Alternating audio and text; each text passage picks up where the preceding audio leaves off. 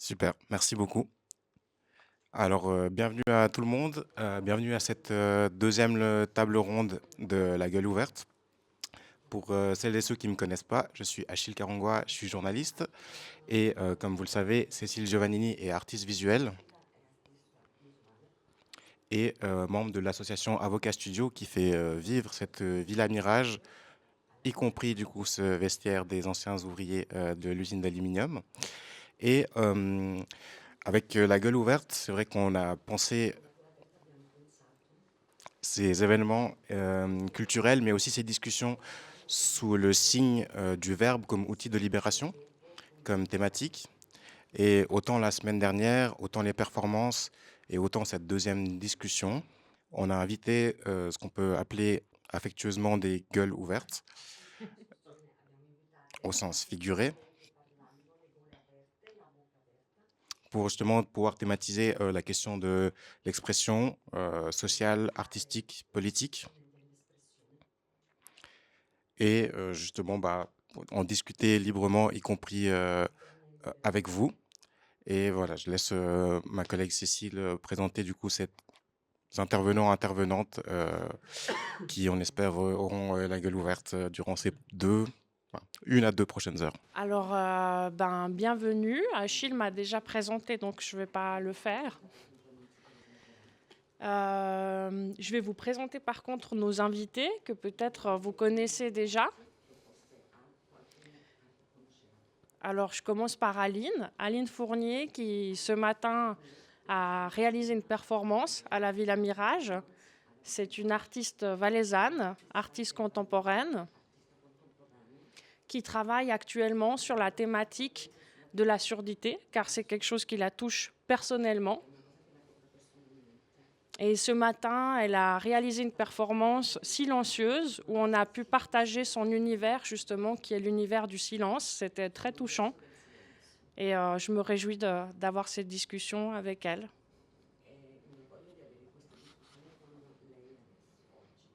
Salomé Kiner, autrice, journaliste aussi. Autrice de talent, qui a écrit un bouquin que j'adore, qui s'appelle Grande Couronne. Si vous ne l'avez pas lu, je pense que c'est un des meilleurs bouquins que j'ai lu, toute époque confondue. Donc, ruez-vous dessus. Pour moi, c'était un vrai choc de le lire et de la rencontrer. Je suis honorée de sa présence aujourd'hui. Sarah Gebalma, qui est une artiste aussi, réalisatrice de documentaires, de podcasts, qui est originaire du Valais, mais qui aujourd'hui vit à Fribourg, c'est juste. Et dernièrement, elle a réalisé un documentaire audio sur le féminicide, qui est une thématique très forte, très dure, mais qu'elle a réalisé avec beaucoup de talent, beaucoup de sensibilité. Et tout à l'heure, après cette discussion à la Villa Mirage, vous pourrez entendre avec elle, dans une écoute collective, les 2 premiers épisodes de ce documentaire audio qui a déjà reçu plusieurs prix et qui est vraiment un magnifique travail. Enfin, Théa Andreoletti. Andreoletti. Qui est une artiste contemporaine originaire de Bergame. Je l'ai rencontrée en 2018 dans une résidence d'artistes au Tessin. Et depuis là, elle a fait énormément de chemin. Sa particularité, c'est qu'elle travaille sur l'oralité, sur la transmission orale, sur la tradition orale. Et comme ça se faisait peut-être plus avant, elle a justement cette idée qu'au travers du verbe, au travers de la transmission orale, on peut transmettre ce qui se passe dans notre environnement, dans notre société, mais aussi le transformer. Aujourd'hui, elle vit à Helsinki et elle est venue chez nous en train. Elle a fait un voyage de 3 jours. Et dimanche, demain, à partir de 1 heure environ, elle présentera le travail qu'elle a réalisé en résidence durant cette semaine. Nassim Sarni, qui est un artiste de Brest, mais qui vit aujourd'hui à Paris, qui est aussi psychiatre. Il travaille la bande dessinée, la peinture, la narration. Fumetto.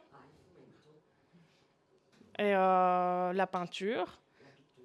Et aujourd'hui, il travaille vraiment dans ces deux médiums que sont la psychiatrie et les arts visuels.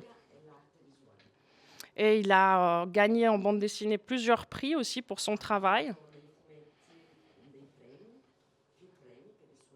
Et aujourd'hui, il travaille sur un projet qui lui permet de mélanger la thérapie et l'art.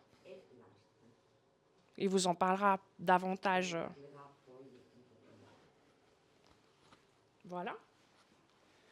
Voilà, Cécile vous a déjà présenté, mais peut-être je vais vous demander chacun à votre tour de dire quelques mots sur votre parcours personnel et la raison ou le déclencheur qui vous a donné envie de vous exprimer par les différents médiums qui sont les vôtres. Nassim, peut-être tu veux commencer. Donc, comme Cécile a un peu précisé mon histoire, je ne vais pas peut-être revenir, mais en même temps si, peut-être quand même, parce que ça fait partie un peu de mon histoire. Bon, moi initialement, j'ai fait médecine en fait, donc j'ai fait des études de médecine et je me suis spécialisé donc en psychiatrie. En parallèle de ça, j'ai toujours dessiné, enfin ça, alors pour le coup, quand est-ce que ça a commencé je ne sais pas. Enfant, voilà. Donc voilà, donc j'ai fait un peu les deux, on va dire. Je fais deux choses en même temps. Je continue à faire deux choses en même temps parce que je pratique toujours en psychiatrie, même si j'ai quand même pas mal réduit mon activité. Parce qu'en fait, après, j'ai repris des études aux Beaux-Arts de Paris. Donc voilà. Et que dire d'autre en fait, au début, quand j'ai repris, on va dire, une activité artistique après avoir travaillé, on va dire, à temps plein, en permanence en psychiatrie, je me disais que j'allais faire de l'art sans forcément traiter de la psychiatrie ou parler de la psychiatrie, en me disant que peut-être c'était un peu bizarre, c'était un peu ton sur ton, un peu comme avoir un sac à main et puis des chaussures assorties, vous voyez, on se dit tiens c'est un peu bizarre, deux choses en même temps. Puis en fait finalement, j'ai pas le choix en fait parce que ça fait partie de mon parcours, donc je fais un peu ces deux choses-là et il y a de plein de façons, ça s'articule de façon très intéressante. Maintenant je me rends compte que parce que je traverse un peu ces deux milieux-là. Donc voilà, peut-être qu'on rentrera un peu plus dans les détails, mais voilà un peu en gros mon parcours où j'en suis aujourd'hui, quoi. Voilà. Aujourd'hui, tu es aussi aux Beaux-Arts. Oui, je suis encore aux Beaux-Arts. Je termine, en fait, j'ai fait une passerelle pour, on va dire, faire les dernières années. J'ai pas fait tout le parcours entier aux Beaux-Arts de Paris. Donc là, je suis en dernière année aux Beaux-Arts cette année. Voilà. Super, merci. De rien. Théa, la même question, quelques mots sur ton parcours personnel et peut-être un moment ou un déclencheur ou expliquer quelle est la progressivité qui t'a amené à te dire j'ai envie de m'exprimer par les biais qui sont les tiens. Sì, io arrivo dal mondo delle arti visive. Ho studiato quello e poi pian piano ho iniziato ad abbandonare quello che è l'oggetto e a usare il mio corpo come medium artistico e quindi dal mio corpo la mia voce e quindi utilizzo il linguaggio, lo storytelling. Mi piace fare ricerche per andare a scoprire la memoria collettiva che rimane nei luoghi e racconta una storia che è ancora presente nel presente. Quindi il mio campo oggi si è trasferito da quelle che è le arti visive più nella performance, arti viva, teatro sperimentale. E soprattutto mi piace uscire un po' da quello che è il campo artistico per entrare in campi che invece sono legati al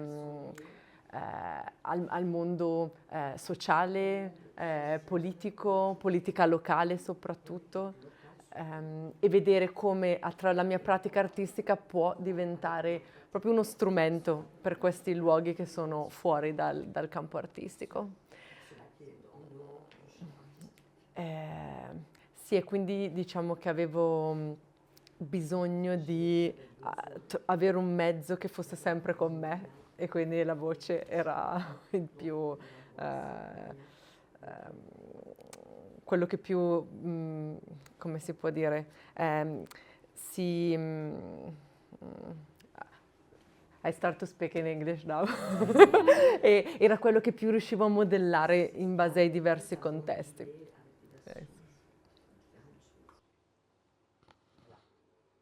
Merci. Sarah? Moi, du coup, j'ai un parcours un peu entre le journalisme et la sociologie. Et puis, j'ai commencé à faire de la radio étudiante et à bidouiller du son. Ça m'a bien plu. En même temps, j'étais très fâchée contre les médias qui avaient eu un traitement médiatique des violences du coup, que ma cousine a vécues du coup, à propos de ce féminicide. Mais du coup, je pense que j'étais très fâchée contre les médias à cause du traitement du féminicide de ma cousine.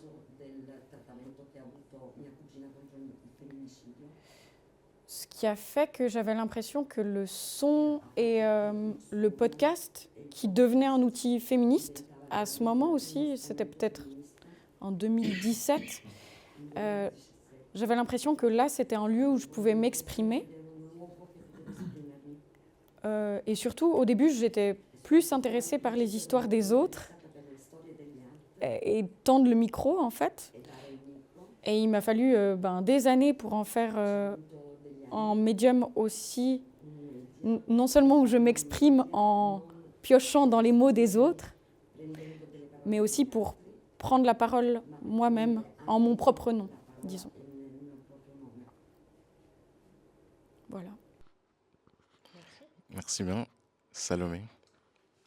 Je me demandais, est-ce qu'il y a plein de manières d'expliquer comment on arrive à ce qu'on fait. Je pense que dans mon cas, j'ai grandi en région parisienne, dans une ville assez isolée culturellement, et par une mère qui élevait seule ses enfants et qui nous larguait un jour sur deux à la bibliothèque pour aller faire ses activités et ses courses. Et que le livre a très vite été pour moi un moyen de sortir de moi-même en fait, et de ma vie et de mon environnement. Et je pense aussi que plus tard, ça a été un médium qui m'a plu parce que l'écriture m'apparaissait assez simple. Ça ne demandait pas une dextérité pratique comme certains arts visuels ou la musique. Et voilà. Et peut-être l'autre aspect par rapport au roman que j'ai publié, c'est d'avoir grandi avec la littérature américaine qui a été très importante dans ma vie à 20 ans et de me rendre compte qu'il y avait une représentation de la féminité assez dure. Je pense à Bukowski, à Bret Easton Ellis, à tous ces hommes qui ont beaucoup compté dans ma formation littéraire et de trouver qu'on n'entendait pas la voix des femmes qui étaient présentes dans ces livres, qui étaient très présentes dans ces livres, mais toujours racontées du point de vue de l'auteur. Et peut-être qu'en commençant à écrire, c'était de raconter ces récits qui manquaient dans la littérature contemporaine.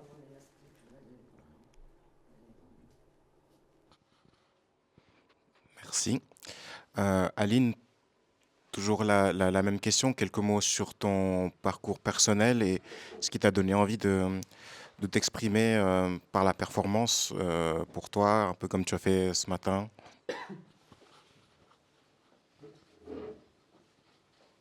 Je suis pas arrivée tout de suite à la performance. En en fait, pour replacer le contexte. Donc, je suis née en Valais, j'ai grandi en montagne, dans un environnement plutôt conservateur. À l'âge de 3 ans et demi, je suis devenue sourde. J'ai eu une méningite. Et la surdité n'a pas vraiment été reconnue. En fait, j'ai plus été normalisée, comme si j'étais toujours entendante. Et à un moment donné, il y a 15 ou 20 ans, j'ai trouvé la photographie et ça m'a ouvert un monde parce que la photographie, c'est le silence. Donc déjà, j'étais en pleine possession du médium, je n'avais pas d'entrave. Et ça m'a permis de créer du lien. Donc je photographiais des gens, vraiment, on faisait des mises en scène. Je me rappelle d'un shoot avec Cécile et Alain, 2012 peut-être. Ouais. Ça, c'était des moments précieux, mais après, j'ai un petit peu perdu le goût de la photographie parce qu'il est aussi beaucoup utilisé en commercial. Et donc, c'était de nouveau la normalisation, la publicité, et voilà. Et il y a 4 ans, j'ai enfin trouvé un moyen de trouver le financement pour de l'interprétation, pour reprendre les études et faire des études tertiaires, qui n'avaient pas été possibles pendant 10 ans. Et du coup, j'ai fait l'EDA, le bachelor à l'EDA, où j'ai terminé en juin. Et puis maintenant, je fais un master en art contemporain à Berne. Et c'est génial parce que c'est 4 disciplines différentes. Et c'est très pluridisciplinaire. Et c'est des gens qui viennent du monde entier. Donc personne ne se comprend vraiment. Je ne suis pas isolée. Et tout le monde ensemble, on cherche des solutions pour que ça devienne plus riche et pas... bon, c'est l'anglais, c'est l'oral. Et non, pour moi, c'est génial maintenant. Merci tout le monde. Peut-être, Sarah, tu as parlé de comment tu t'es réapproprié le son pour aussi t'exprimer par la voix des autres toi-même. Je vais poser la même question à tout le monde, mais lorsqu'on choisit de s'exprimer vers l'autre, finalement, est-ce qu'on a un public auquel on pense avant? Je veux dire, je vais m'exprimer pour ces personnes-là ou pas forcément?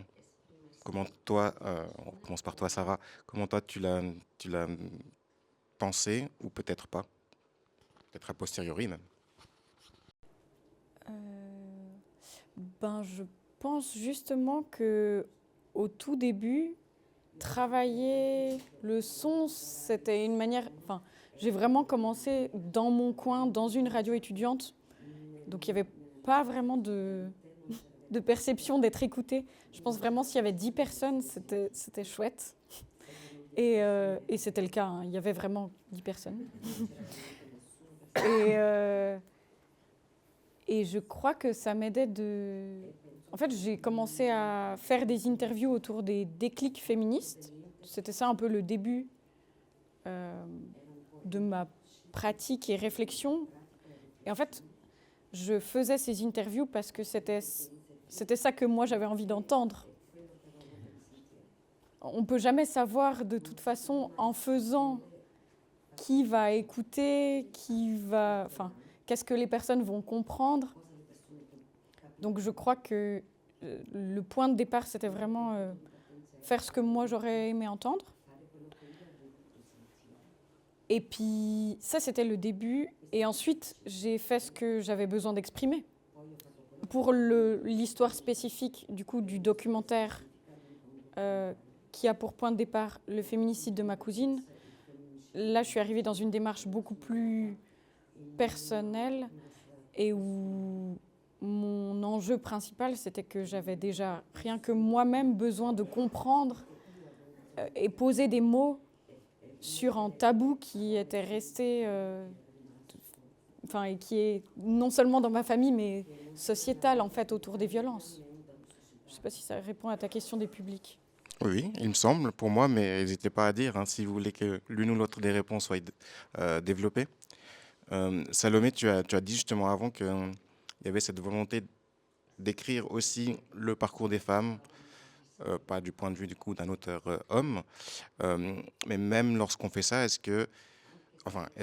comment tu as façonné quand même ton propos pour que d'autres personnes puissent se dire, je sais pas, quelqu'un comme moi justement, puisse se dire je comprends ce qu'elle est en train de dire.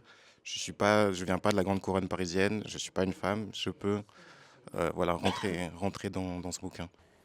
Alors, c'est un point de vue qui n'engage que moi, mais si je commence à me poser la question avant d'écrire comment est-ce que l'autre va comprendre, je pense que j'entre dans un biais de médiation qui va appauvrir mon geste initial.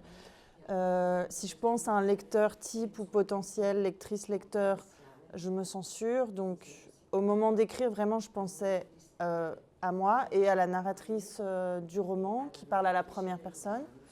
Et j'avais envie de la laisser la plus libre possible. Mais si je me disais, il y a un éditeur de 60 piges de Saint-Germain qui va lire ce texte, je n'aurais pas écrit de la même manière. Donc c'était vraiment essayer de me débarrasser de la conscience en fait, de l'autre qui me paraissait être le moyen d'entrer le plus fidèlement dans la voix de cette narratrice qui a 14 ans, qui appartient à une époque qui sont la fin des années 90 et à un endroit qui est la Grande Couronne parisienne avec ses références culturelles, etc. Et ensuite, je pense qu'il y a tout un travail qui s'est joué sur la grammaire et la ponctuation dans le livre, d'essayer de trouver une langue qui ne soit pas une langue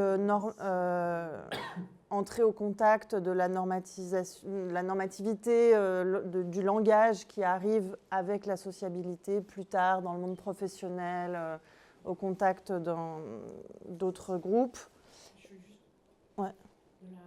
Della norma del linguaggio che troviamo dopo nel mondo professionale. Ou social, ou... Et voilà, je cite souvent La vie devant soi de Romain Gary comme modèle, avec un narrateur qui a 8 ans et qui a une langue qui est pleine de poésie et de jeux de mots. Et je voulais revenir à cette pureté, à cette innocence du langage.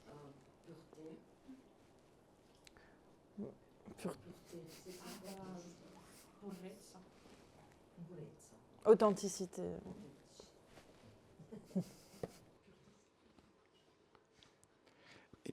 Et Aline, justement, tu as dit que tu as commencé par la photo, puisqu'il y avait un lien avec le silence du médium.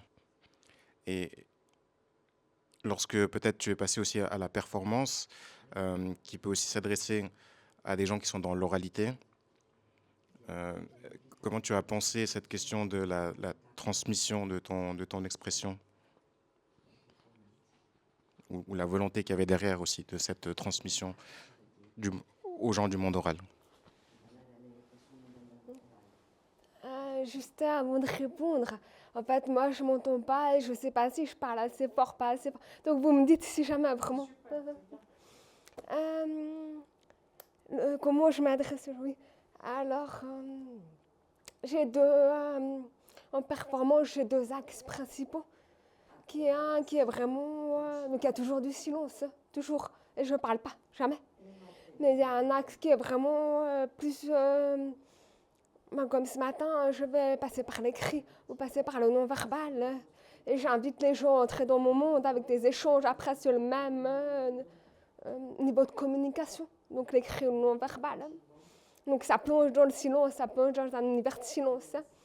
Après, j'ai un côté qui est beaucoup plus engagé, c'est le grotesque. J'ai plusieurs personnages inadaptés et grotesques. Et je peux aller très très loin parce que ça peut être très très dur au début. Du coup, ils sont face à la personne inadaptée. Parce que moi, Aline, je ne peux pas le montrer, sinon je suis rejetée. Donc je suis toujours un peu en adaptation, tout va bien, je n'ai pas compris, c'est pas trop grave, oh, on rigole. Mais mes personnages, vraiment, ils sont complètement inadaptés, c'est très dur pour le public. Mais après, ils font des trucs complètement de l'ordre de l'enfant, de l'ordre vraiment grotesque, et ça nous permet de nous relier. Il y a aussi beaucoup de jeux. Je cherche le lien comme ça, ce lien que j'avais en photo dans les shoots, je le retrouve avec la performance de cette manière-là. Merci. Et Théa, dans ton travail, il y a cette volonté de thématiser la question de la narration aussi, avec le corps, avec de la narration. Avec le corps, avec la performance. Et comment toi tu vois aussi le côté activiste aussi que tu fais passer là-dedans et le travail avec quel public ou à quel public je m'adresse.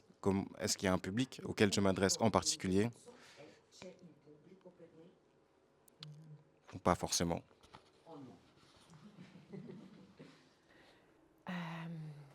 Sì, allora nella mia pratica avevo bisogno di fare qualcosa che fosse un po' più reale dell'arte.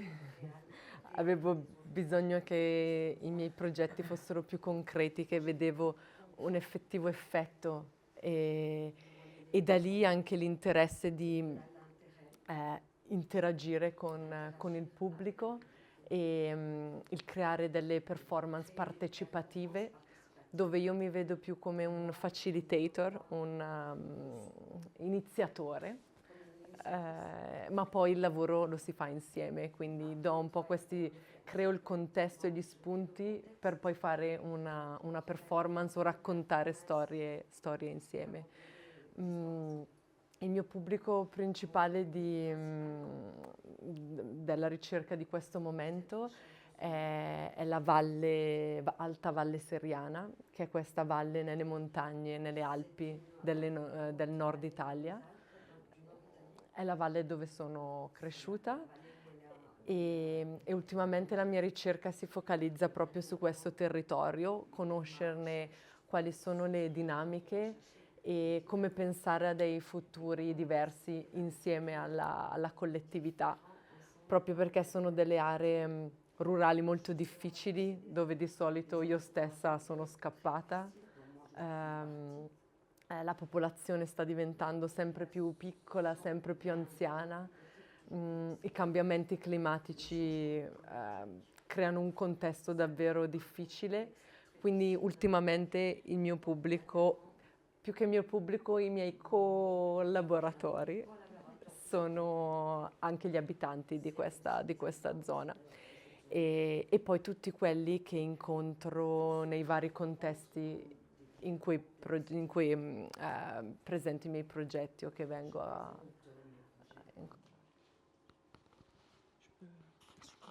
Juste pour compléter ce que Théa dit, en fait, son projet sur lequel elle travaille dans la région d'où elle a grandi, c'est un projet qui est hautement artistique, mais aussi hautement politique. Comme avec son collectif, ils vont comment on dit en français, candidare, ils vont se présenter aux élections pour devenir collectivement maire de Gromo, l'endroit où elle a grandi. Donc je trouve que ça illustre à merveille le fait qu'au travers des lunettes de l'art, on peut voir la société de manière différente et pourquoi pas essayer de la changer. Est-ce que c'est juste? Comment tu pourrais mieux expliquer cette chose-là? Come potresti spiegare meglio questo progetto di candidarti insieme a altre persone come sindaco di Gromo? Cosa significa? Perché anche questo è una forma artistica? Pourquoi est-ce que ça aussi c'est une forme artistique? Sì, l'idea è proprio di pensare come può l'arte, la pratica artistica, attraverso i suoi diversi punti di vista, i suoi modi di interagire con le persone, come può supportare o essere, a me piace proprio anche chiamarlo strumento, per pensare alle problematiche di un contesto, unire le persone, creare un collettivo, leggere quelli che sono i bisogni e pensare a delle possibilità, delle alternative. Quindi io vedo la pratica artistica proprio come una lente, con uno strumento da utilizzare e portare dentro quelle che sono delle reali dinamiche sociali e politiche di un posto. Non so se questo spiega. Ma esatto, invece di rappresentare qualcosa, come cercare di prenderne parte a questa realtà specifica.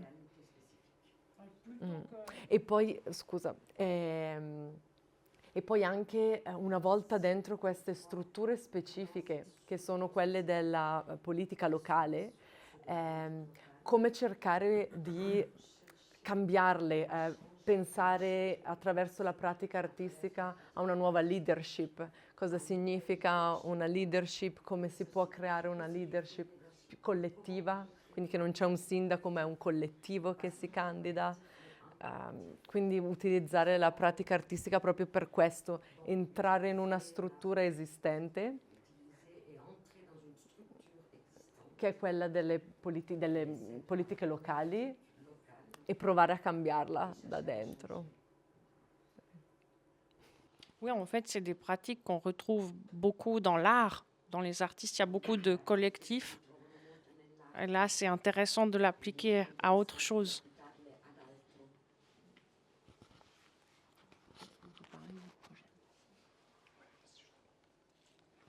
Vous l'avez tout exprimé justement que c'est ce besoin de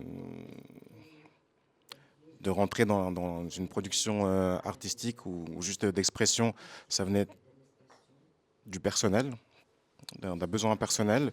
Et Nassim, tu l'as dit aussi, tu ne savais pas dater à partir de quand tu as dessiné. On viendra sur l'aspect thérapeutique juste après, mais cette question de la bande dessinée, du dessin, à quel moment ou comment tu as commencé à penser cette question de, en fait, je vais m'adresser publiquement à un public ou au public? J'aurais tendance à dire aussi que dans un premier temps, il y a plusieurs temps, et puis ça change aussi, mais j'ai l'impression quand même que dans un premier temps, on entre un petit peu dans le dessin ou dans la création, je pense en général, un peu pour se soulager certainement de quelque chose. Je pense que c'est un temps que tous les artistes, je pense, connaissent, je pense. Après, je pense que ça vient après le fait peut-être de se dire que ce soulagement peut être partagé, sûrement parce qu'on se nourrit aussi d'autres œuvres qui nous soulagent, et on se dit ça doit être possible aussi de partager cette espèce de sensation. Après, s'adresser à un public en particulier, je saurais pas trop dire. Moi, j'ai pas l'impression vraiment de fonctionner comme ça, sauf peut-être, il m'est arrivé aussi de faire des commandes artistiques, par exemple, ce qui est un moyen assez, un procédé de création qui est très particulier, qui est souvent assez méprisé parce que on a l'impression que le désir peut-être de créer, il est extérieur à l'artiste et qu'on considère que du coup c'est peut-être moins intéressant. Il y a un côté qui est assez méprisé parce que le désir est un peu extérieur à soi. Et en même temps, c'est aussi une demande, enfin quand c'est bien fait, je pense, une commande quand elle est bien faite, elle doit détourner un petit peu la demande initiale, certainement. Il y a un exemple qui me vient comme ça, je ne sais pas si vous connaissez, c'est une cinéaste qui s'appelle Valérie Mregen, je ne sais pas si vous connaissez. Et donc la demande initiale, c'était, en gros, il y avait beaucoup de soignants de cet hôpital qui partaient à la retraite et ils avaient demandé à ce qu'il y ait un témoignage. En gros, ils lui avaient demandé de faire des interviews de ces soignants pour garder un peu une trace du travail qui était fait et qui était en train de changer. C'était dans les années 90, où il y avait beaucoup de changements dans la psychiatrie à cette époque. Et elle, en fait, elle a déjà, juste pour vous donner un exemple, parce que je ne vais pas reprendre tout le projet, mais en gros, le détournement principal qu'elle a fait, c'est qu'elle a filmé les patients, ce qui était spécifiquement demandé de ne pas être fait pour ce projet. Ils avaient demandé de ne pas filmer les patients pour des raisons de confidentialité, etc. Et donc, juste ce détournement-là a permis en fait de réaliser quelque chose qui a soulagé en fait les personnes même qui ont fait la demande, parce que s'ils n'avaient pas filmé les patients, ça aurait été un projet raté, complètement raté, et puis qui n'aurait pas fonctionné, y compris pour les personnes qui avaient demandé. Donc voilà, je ne sais pas si ça répond un peu à la question, mais des fois, la question du public et d'où vient la demande initiale, des fois, ça dépend des situations, et puis des fois, il faut savoir un peu prendre des chemins de traverse, quoi. Voilà. Transition parfaite, parce qu'on voulait aussi que tu nous parles, tu m'avais expliqué en entretien préalable ce nouveau projet que tu as maintenant d'art-thérapie. Est-ce que tu peux en dire un mot? Parce que là, c'est une forme de commande, mais à partir d'un patient peut-être. Oui, alors. En faisant des pauses entre les phrases. Voilà, ok. Donc je respire. Et après je repars, ok, d'accord. Alors, c'est pas vraiment un projet d'art-thérapie dans le sens où l'art-thérapie, c'est quelque chose de très intéressant, mais qui correspond pas tout à fait à ce projet. Parce que l'art-thérapie, c'est plutôt essayer de trouver, par la création de soi-même, quand on est patient, par exemple, quand on a une souffrance psychologique, trouver par la médiation de la création un soulagement, une amélioration, voilà, quelque chose comme ça. Là, le projet dont je t'avais parlé, c'est... alors, comment le présenter ?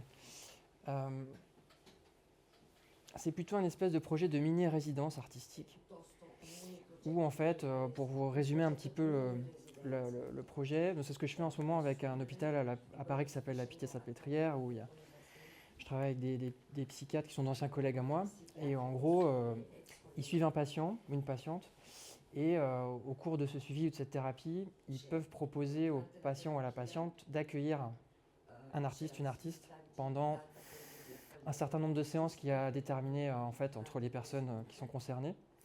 Et à la fin de cette mini-résidence, l'artiste produit une œuvre qui, je l'espère, sera aussi détournée de temps en temps, que ça ne soit pas juste illustratif de ce qui se passe aussi, parce qu'il faut aussi savoir mettre en difficulté les soins qui sont actuels, on va dire, et qui sont intéressants, mais qu'il faut savoir aussi bousculer de temps en temps.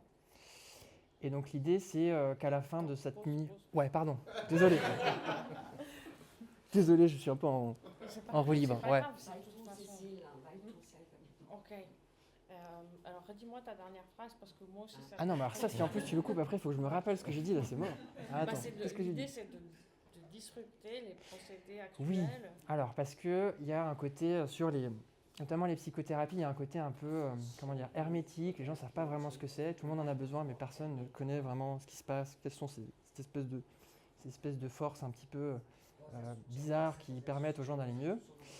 Et l'idée, c'est quand même aussi d'amener des tiers extérieurs, donc des artistes en l'occurrence, dans ce petit système, et à la fois pour l'ouvrir, un peu pour le modifier. J'espère aussi que la pratique des artistes pourra être modifiée par ce genre de situation. Et voilà. C'est en cours, c'est un projet qui est en train de se faire. Voilà. Mais du coup, si j'ai bien compris, c'est l'idée d'intégrer dans ce rapport qui est le rapport du patient et du psychiatre, que toi tu es, mais tu es aussi artiste, d'intégrer un artiste ou une artiste. Ouais, en fait, l'idée, c'était de trouver quelque chose qui permette de... Tout le monde sent que l'art est thérapeutique. Tout le monde a bien cette impression-là. C'est quelque chose, je pense, qui est partagé par tout le monde qui aime ou qui apprécie en tout cas l'art en général. Après, moi, ce que j'essaye de faire, c'est de mettre en place quelque chose qui va, augmenter ce potentiel-là, ce potentiel un peu thérapeutique, on va dire, des œuvres d'art. Donc voilà, ça c'est vraiment essayer de trouver une situation qui permette de parler de ça et de faire quelque chose un peu dans cette situation-là. Il y a aussi un petit modèle économique dans le sens où l'œuvre qui est produite à la fin, le patient ou la patiente pourra, s'il ou elle le souhaite, l'acquérir bien sûr, en étant prioritaire sur l'acquisition de cette œuvre et avec un prix réglementaire. Un peu à l'image des prix réglementés des médicaments ou des prothèses, ce genre de choses. Et donc voilà, c'est parce qu'il y a aussi cette question-là de l'argent, parce que les œuvres, elles ont plusieurs potentiels. Elles ont un potentiel, je pense, thérapeutique, moi j'y crois, et elles ont aussi un potentiel de désirabilité qui est un peu celui qui est énorme en ce moment, c'est-à-dire qu'une œuvre d'art, elle doit être désirée, sinon elle n'est pas intéressante, pour beaucoup de gens, malheureusement. Et donc voilà, l'idée c'est un peu de traiter un peu de tout ça, quoi. Voilà. Super. Et Sarah, dans ton travail, il y a aussi la question de la tierce personne qui fait partie de l'œuvre. C'est-à-dire dans le podcast, tu t'adresses à des gens et tu as exprimé avant que pour toi c'était une façon aussi de raconter toi-même ou comment tu le veux toi-même une certaine histoire. Sans vouloir spoiler l'écoute collective de tout à l'heure, 16h, ou l'écoute que vous pouvez faire du podcast, celle qui reste, j'avais noté que tu disais que prendre le micro, c'est prendre la main sur la narration, exposer ma version. Mais il y a aussi des gens dedans qui s'expriment, qui sont aussi une tierce personne, pas des patients ou patientes du coup, mais comment tu travailles aussi cette question de travailler leurs paroles, en rendre compte, mais aussi selon ta vision? En tout cas, dans ce projet en particulier, je pense qu'au début, j'étais persuadée que je racontais l'histoire de ma famille. Comme ça concerne ma cousine et par conséquent toute ma famille. Enfin, je veux dire, moi, mon lien, c'était ma cousine, mais voilà, ça concerne autant mon père que ma mère, que ma sœur. Enfin, voilà. Mais j'ai réalisé que de toute manière, même si je donnais la parole à mes parents, par exemple, que j'interviewe dans le podcast, il se trouve que c'est moi qui choisis leurs mots. C'est moi la réalisatrice, c'est moi qui coupe, c'est moi qui choisis ce que je veux mettre en valeur. Donc, techniquement, j'ai du pouvoir et une responsabilité par rapport à leurs paroles que je peux diffuser. Et je pense que leur parole est tout aussi précieuse que la mienne. C'est pas pour me vanter, mais je pense que tout le monde mérite de l'attention, en fait. Mais en l'occurrence, je crois que j'ai dû me faire la paix avec l'idée que c'était ma version, d'une manière ou d'une autre, et que ça pouvait être que ça, et j'espère avoir pu faire résonner leurs mots, mais en fait, très certainement qu'ils auraient appuyé sur des choses qui leur importaient peut-être ailleurs, et que ça reste ça reste ma narration pour le coup. Et je sais pas, est-ce que j'ose rebondir juste sur des choses qui ont été dites avant, parce que ça ouvre des portes dans mon cerveau. Je me suis beaucoup posé la question de si c'est thérapeutique. Déjà rien que quand vous m'avez invité sur l'idée du verbe libérateur. Et comme en l'occurrence mon podcast parle dans Tabou, thématise en Tabou, je me suis demandé si moi ça me libère. Et je suis pas sûre. Ou du moins peut-être pas, ça libère quelque chose, mais je suis pas persuadée que ça répare pas pour autant. Pour moi, ça permet de vivre avec. Ça m'a permis de processer, par exemple, les violences que ma famille a vécues par ricochet. Mais je crois que j'ai plus cette vision romantique de la parole libère et on va tous et toutes courir dans les champs. Ça questionne ce que c'est que la liberté. Bien sûr. La liberté, c'est pas toujours courir dans les champs. Non, bien sûr, mais c'est plutôt par rapport à cette vision romantique de la parole libère. Je suis d'accord sur un certain point, mais pour moi, c'est plus vaste et subtil que ça. Enfin, subtil. On s'entend. Moi, je voulais aussi réagir sur le... Bon, on parlait d'un projet très particulier qui se fait dans un contexte particulier, mais je pense que la question de l'art thérapeutique, elle obsède un petit peu les milieux artistiques et critiques. Aujourd'hui, je pense que la vocation thérapeutique de l'art va de pair avec l'idée de la résilience, qui, à mon avis, est un petit peu problématique dans l'obsession à laquelle on porte aujourd'hui, parce que la force de résilience d'un public, elle n'enlève pas la violence constitutive du monde, en fait. Et on travaille plus sur le processus de récupération que sur le processus... on travaille plus les conséquences que les causes. Moi, je trouve intéressant quand l'art il travaille sur les causes en fait profondes plutôt que de faire des pansements. Voilà. Et non, et je dis ça parce que dans mon roman, pour parler d'un exemple qui me concerne, il y a des scènes de violences sexuelles et j'ai été prise à partie par des groupes militants qui m'ont demandé de mettre un trigger warning sur le livre. Et ça a été une grande discussion avec ma maison d'édition. Moi, j'ai refusé parce que le roman, pour moi, il est immersif. C'est un récit qui est fait à la première personne. Et quand la violence sexuelle arrive dans la vie, il n'y a pas de trigger warning, en général. Et donc, je pense que moi, la lecture, je voulais que ce soit une manière de remettre en scène en fait, des choses qui arrivent. Et pour moi, le trigger warning annulait, l'avertissement annulait cet effet-là. Et je pense que parfois, c'est plus thérapeutique de... Enfin, si c'est le mot qu'on utilise, de se confronter aux choses plutôt que de faire des ellipses sur des violences qui existent de manière énorme. Et pour terminer, un livre, en l'occurrence, ça se referme contrairement à des images qui nous frappent. Et c'est ce que je répondais aux personnes qui me disaient que ça pouvait heurter des lectrices. C'était qu'à la première phrase qui annonce, on sent ce qui va se passer, le lecteur ou la lectrice est toujours libre de se détourner de l'œuvre. Et je pense que se lever et partir reste une attitude adéquate dans certaines circonstances.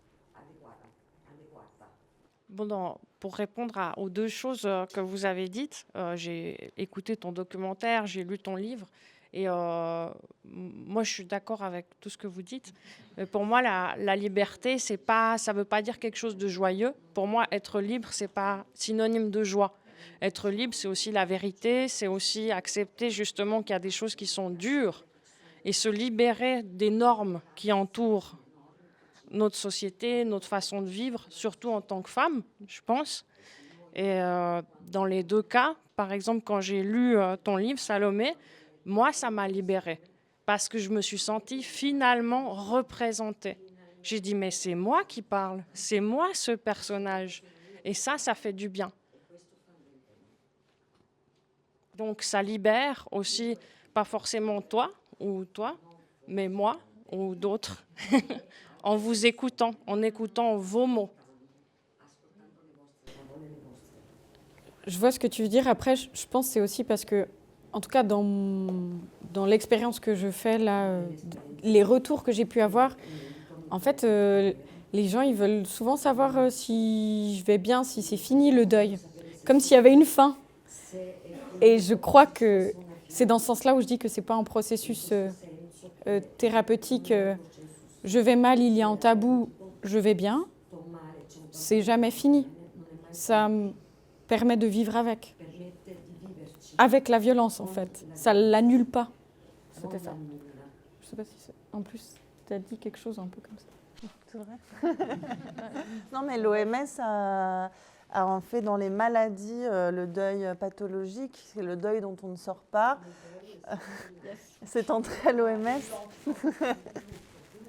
Non, mais c'est intéressant, ça prouve qu'on est aussi dans des sociétés qui veulent soigner et pas accepter qu'on vive avec quelque chose. Tout à fait d'accord avec tout ce que vous avez dit. Et non, mais je vais quand même repréciser certains points justement parce que je pense qu'on est d'accord. Et en fait, je ne sais plus qui c'est qui disait ça, il faut faire, ça doit être Godard peut-être, il disait, il faut faire des films politiquement et pas des films politiques.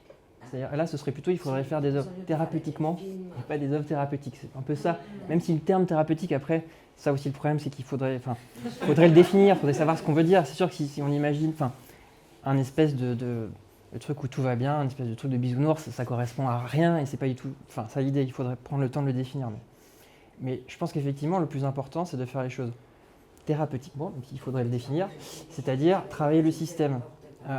Travailler comment est-ce qu'on met en place des choses, comment est-ce qu'on régule l'argent aussi, parce que c'est un point extrêmement important, comment est-ce qu'on diffuse les choses, enfin, à mon avis, c'est comme ça qu'on fait des œuvres thérapeutiquement, et pas des œuvres thérapeutiques. C'est aussi pour ça que moi, je parle pas trop de projet d'art-thérapie parce que c'est pas vraiment ça aussi. C'est-à-dire le but n'est pas... ce serait horrible de promettre que une œuvre va soigner une personne, un individu pour un problème particulier. Ce serait horrible, ce serait faux, ce serait enfin très problématique en vrai. Donc je comprends tout à fait ce que vous avez dit. Mais après c'est pareil, il faut vraiment rentrer dans les détails des mots qu'on utilise parce que sinon on se comprend pas. Et je rajoute que, en fait, en tant que psychiatre et artiste, c'est jusqu'à aujourd'hui des choses qui étaient tout à fait séparées. Il n'est pas art-thérapeute, il est psychiatre et il est artiste. Et il y a un moment où ces deux pratiques se rencontrent, mais tu n'es pas art-thérapeute. Non, et puis après, j'ai aussi eu cette espèce de méfiance dans un premier temps parce que ça peut effectivement ressembler à des fausses promesses ou à des choses qui sont un peu bizarres quand on parle de ça. Et puis c'est vrai que dans l'art contemporain, par exemple, il y a beaucoup c'est un sujet, ça devient un sujet en fait, le côté thérapeutique, mais c'est un vernis, quoi. C'est-à-dire on parle de la thérapie, mais on ne change pas vraiment le fonctionnement des choses, on ne change pas vraiment le système. Et tu vas avoir une expo au Palais de Tokyo, par exemple, sur la psychothérapie institutionnelle, alors que le Palais de Tokyo est une institution très problématique, enfin pour plein de raisons différentes. Et donc du coup, ça fait un espèce de truc comme ça, très bizarre, où en fait, il parle d'un sujet, le système reste le même, et puis ça bouge pas, rien ne change, et les choses sont pas si intéressantes quand elles sont faites comme ça, en tout cas. Et bon, je suis aussi d'accord avec tout ce que vous avez dit, mais effectivement, pour préciser certains mots, je pense, Cécile, tu me corrigeras, mais on aurait pu intituler la thématique, le verbe comme acte de liberté, où il y a un point A, on effectue un acte ou une œuvre, et il y a un point B qui serait absolu. On aurait réalisé notre acte de libération. Mais j'ai l'impression que Salomé ou Sarah, je ne sais plus, l'une des deux ou les deux, vous avez dit le mot, c'est plutôt processus. Et c'est pour ça que je pense outil de libération, c'était aussi bien, et c'était aussi la volonté que ces événements puissent thématiser ça. C'est pour ça que je suis très content qu'on rebondisse sur ça sans poser une question un peu formatée. Donc c'est cool. Et justement, il y avait une des questions, c'était pour Aline, justement, pour rebondir sur la performance. L'accent était sur la responsabilisation collective de l'expression, de la communication. Quels sont les obstacles, elle, quand elle fait ça, du monde entre non-oral et oral? Et c'était aussi pour rebondir sur le fait que ce genre de performance, ce n'est pas juste un acte où son expression à elle, ou sa possibilité de communiquer, serait totalement parfaite, parce qu'elle en a fixé les règles. Donc je voulais un peu qu'elle puisse un peu dire sur ça, les obstacles.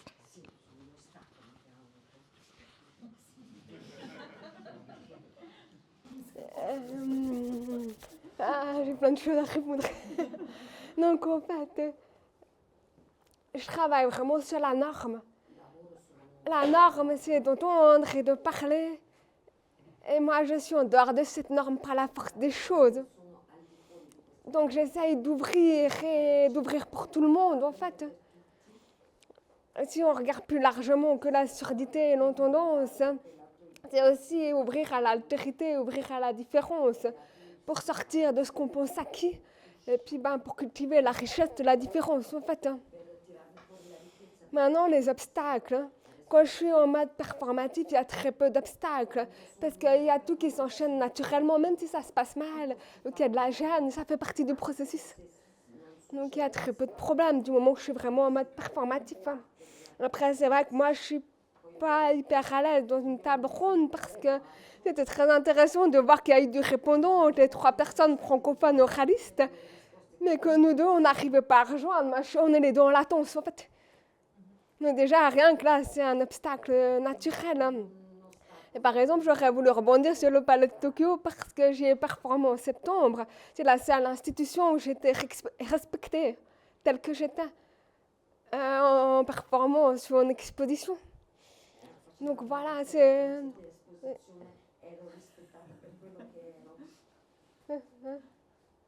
Je ne sais pas si j'ai répondu à la question, pas j'ai synthétisé. Oui, pas de souci, mais aussi sur ce qui a été dit avant.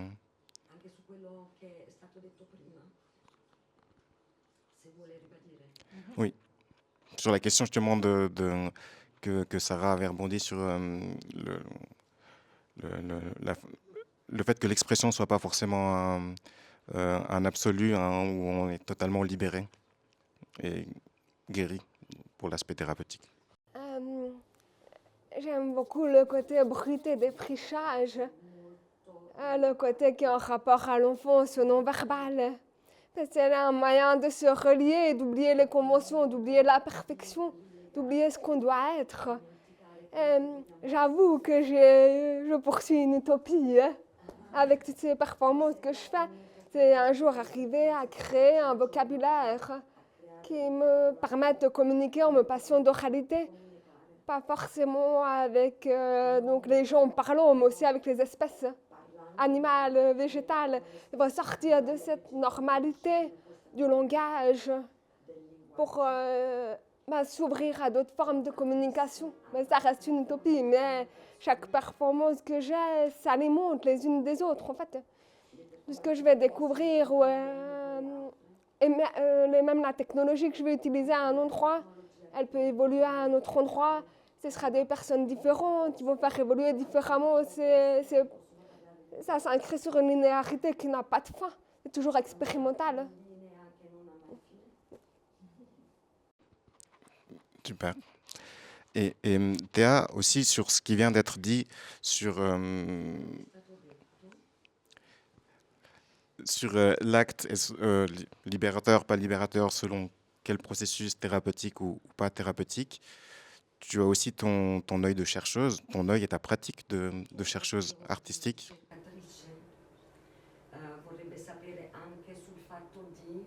Sull'atto di liberazione della parola. Qu'est-ce que ça t'évoque? Vi ringrazio per i punti di ispirazione proprio per questa domanda. Per me un po' quello che può fare la pratica artistica attraverso diversi medium, che può essere appunto attraverso la scrittura, la parola, la fotografia, il video, è dare visione a certe strutture che magari si danno per scontato. Esatto, delle regole non scritte per cui le cose si fanno. Mentre invece un po' l'obiettivo è portare alla luce questa normalità, queste regole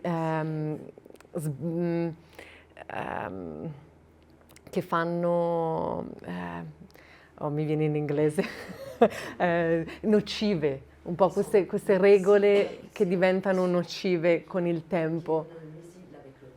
E una volta che si vedono, riesce a trovare anche dei modi per superarle.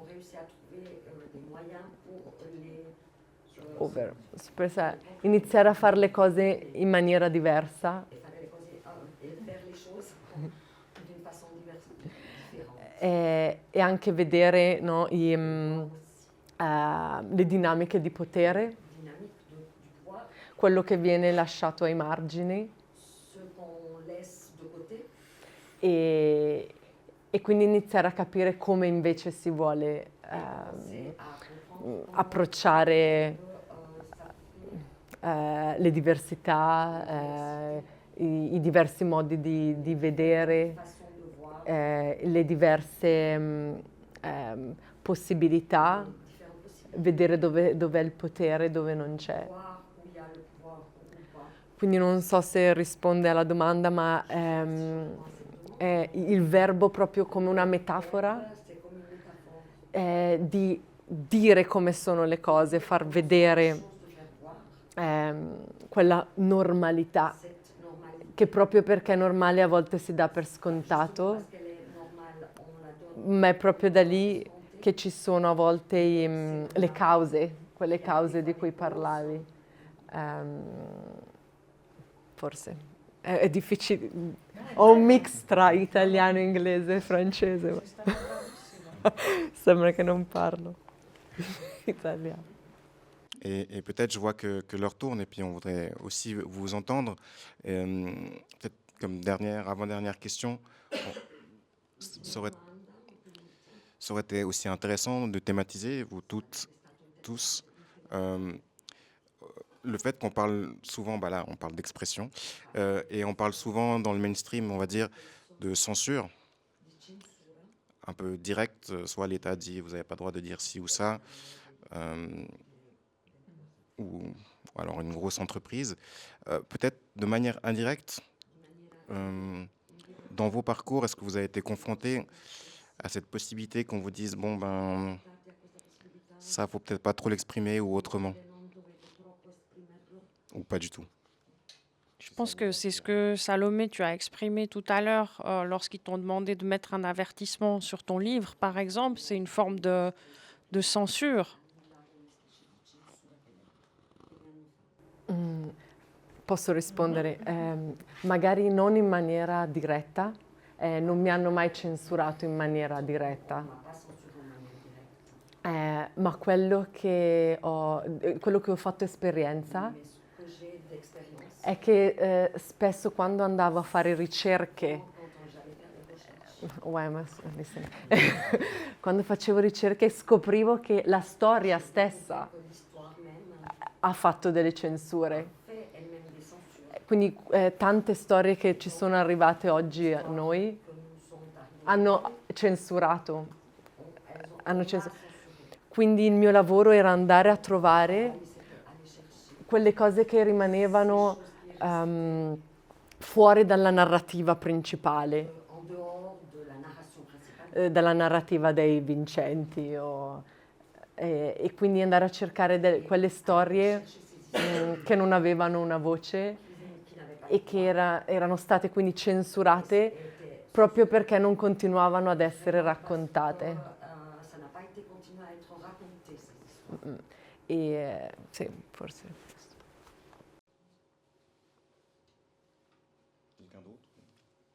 En tout cas, pour le coup, moi je crois que la censure, elle n'a pas eu lieu quand j'ai fait le documentaire. Parce que là, c'est moi qui ai décidé, j'ai fait les trucs dans mon coin et après, j'appuie sur un bouton, c'est diffusé et personne ne peut m'en empêcher.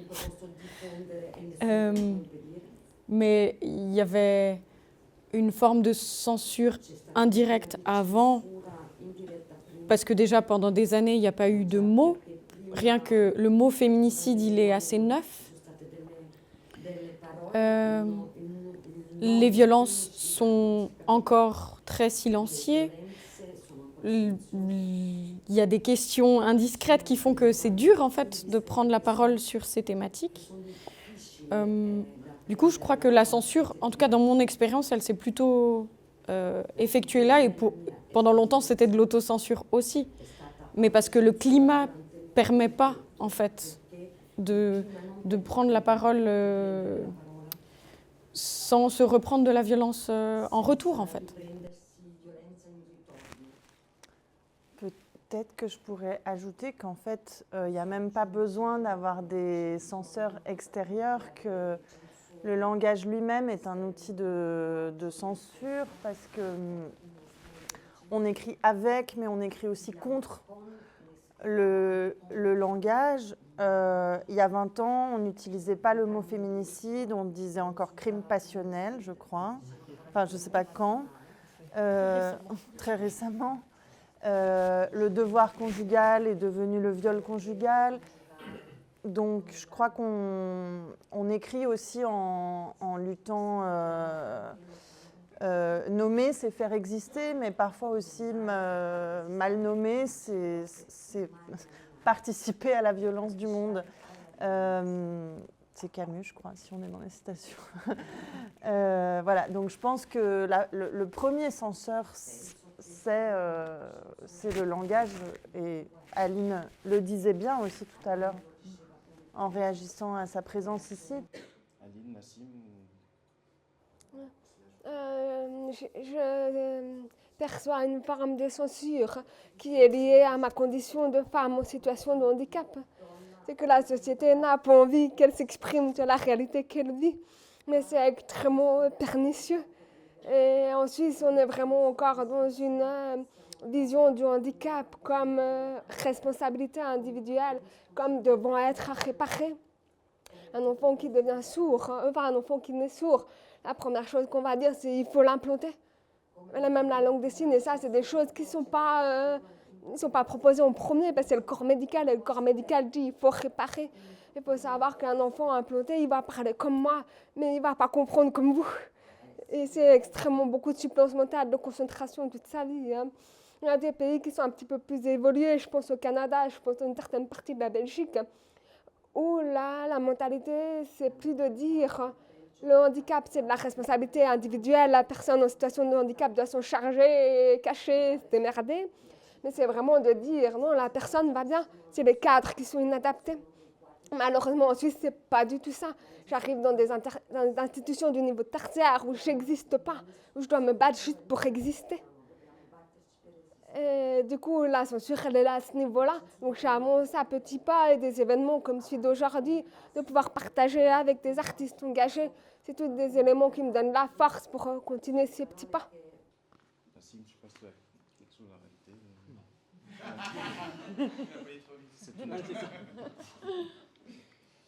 je sais pas si on veut poser une ou deux questions, sinon... Ah, excuse-moi. Volevo aggiungere proprio per questa idea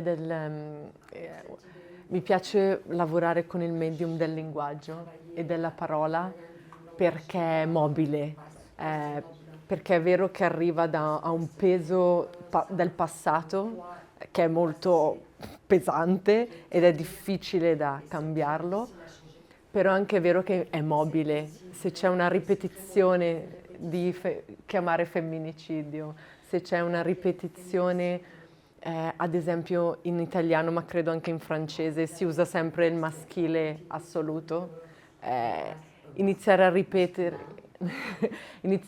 ripetere per creare questo assoluto che invece è mobile, è diverso.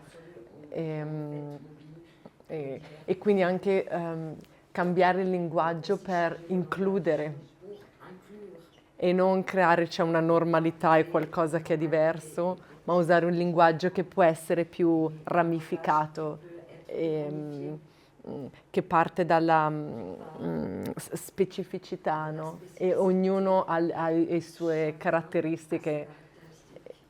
Mi piace vedere un linguaggio che è ramificato e non è come un albero che ha i rami, ma è più, non so, un fungo che entra, sì.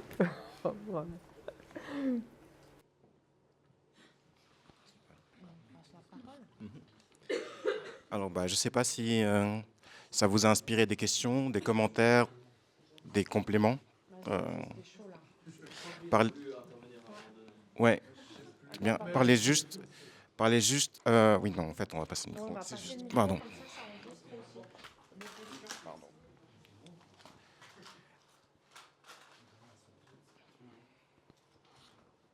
Ouais. Alors, premièrement, je tenais à vous remercier. Je suis venu un peu dans l'inconnu. Je connaissais le travail de certaines des artistes, mais pas de tous. Donc, merci beaucoup. C'était très intéressant. Je ne sais plus à quel moment je voulais prendre le micro, mais j'ai bien aimé au début, Achille, quand tu as fait la présentation des diverses personnes autour de cette table. On a bien compris que l'envie artistique, elle est venue de vous. Mais moi, ce que j'aime bien quand il y a des présentations artistiques, et ça a été fait un peu du côté gauche de la table, c'est de savoir d'où les gens viennent, d'où les gens parlent. Être déposé à une bibliothèque quand maman va faire les courses, c'est différent que devant la télé. Peut-être si vous pouvez dire d'où vous venez toutes et tous, ça m'intéresserait. Et à chaud comme ça dans les questions, j'ai vraiment bien aimé le débat sur l'art-thérapie. Et je rejoins de nouveau le côté un peu gauche de la table. Je pense que les mots ont un sens. Et puis, ouais, mais c'est à l'inverse. Je pourrais plus dire à droite de ce côté. On peut retourner. Mais vous avez dit que c'était un sentiment qu'on recevait tous, que l'art était thérapeutique. Je pense que non, c'est peut-être vous le ressentez, mais je pense pas que c'est quelque chose d'universel, vraiment. Et la dernière chose, un peu à chaud, c'est à la fin sur la censure. Je pense pas que mettre un trigger warning soit sur un CD. J'ai grandi toute mon adolescence, écouter du hardcore et du rap, le fameux truc explicit lyrics. sur les premiers bouquins de Despentes, il y a aussi ce truc.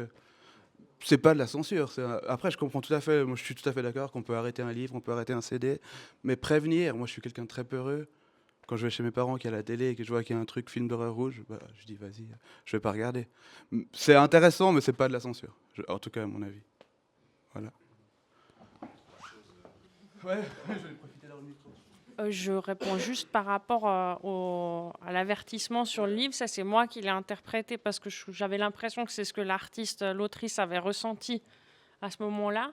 Et je pense que l'idée, c'est surtout de dire quand c'est des violences qui font partie de la réalité, c'est pas de la fiction, contrairement à un film d'horreur.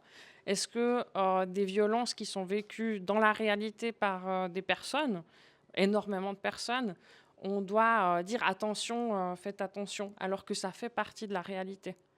C'est aussi un questionnement.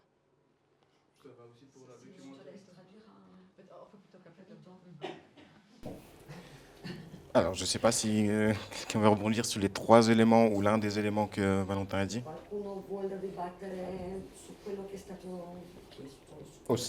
Aussi dans le public. Hein.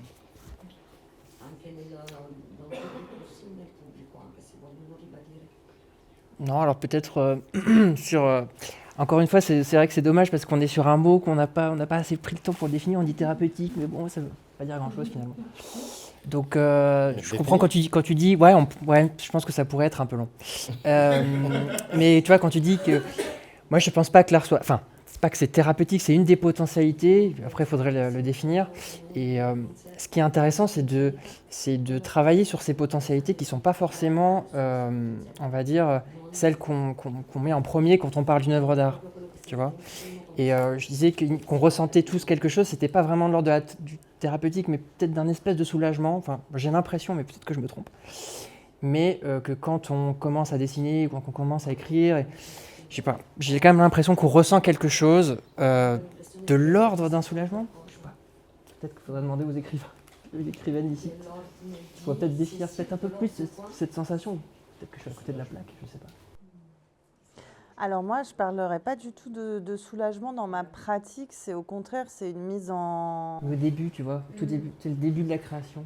Quand tu commences vraiment, quand tu sens quelque chose et que tu continues, quoi, du coup, tu vois, je sais pas. Non, moi, c'est entrer dans une zone, justement, où on travaille sur des tabous, sur des... et je rejoins l'idée que... Pour moi, l'art et l'artiste ne partent pas forcément d'un lieu de désir de soulagement, mais aussi de joie, de plaisir esthétique. Je pense à la musique. Je pense qu'il y a énormément de manières de s'engager et de raisons de s'engager dans une pratique artistique. Peut-être, Cécile, tu pourrais nous dire ton point de vue, toi aussi, là-dessus. Mais en tout cas, moi, je pense souvent à la poésie par rapport au langage de communication. Je pense que les moyens d'expression, les outils d'expression artistique, c'est aussi quelque part s'arracher à notre fonction productive dans le monde. La poésie, c'est utiliser le langage hors de sa fonction de communication et de représentation partageable, communicable. Et je trouve que quand on s'empare d'un instrument de musique, la danse, c'est aussi un mouvement qui est non productif par rapport à... Je ne sais pas si c'est le mot exact, mais je trouve que c'est ça qui est beau aussi avec la pratique artistique, c'est d'essayer de s'inscrire dans le monde d'une manière un peu décalée par rapport à ce qu'on attend de nous comme être productif et sociable. Comme tu m'as donné la parole, je me permets de la prendre. Mais moi, j'ai l'impression, parce que je vous connais un peu toutes et tous, et je pense que c'est une question de langage. Et en fait, je pense qu'il y a d'un côté où on considère plus le résultat, l'atterrissage,